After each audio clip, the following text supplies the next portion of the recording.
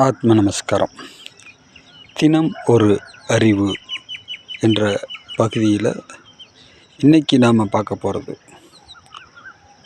அறிவு.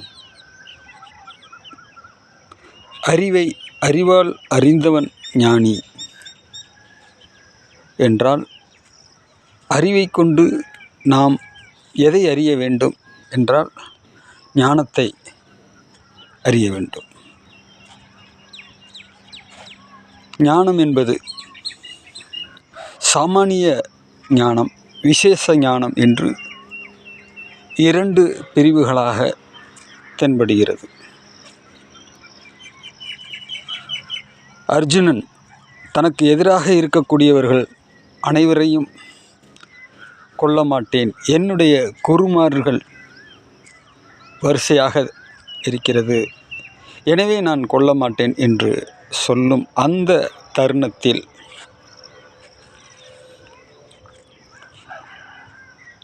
பீஷ்மர் உள்பட அனைவரும் பெற்றது சாமானிய ஞானம். இவர்களை கொன்றொழிக்க வேண்டும் என்பது விசேஷ ஞானம்.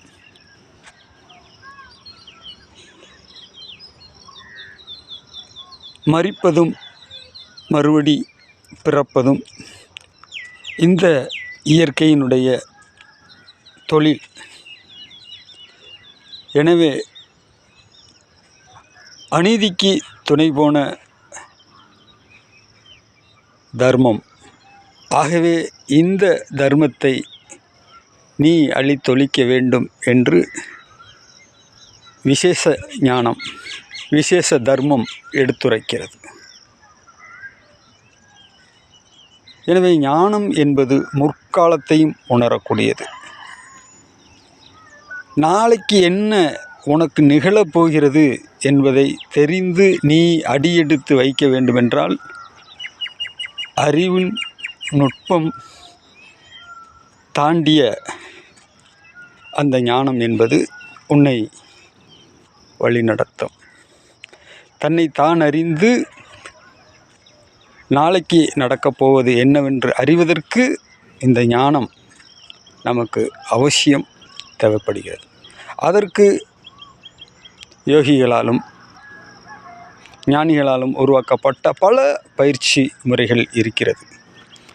ஸ்டீம்பரில் போய் கப்பலில் ஏறுவது போல் அறிவில் பயணித்து ஞானத்தில் நம்ம ஸ்டே பண்ணணும்.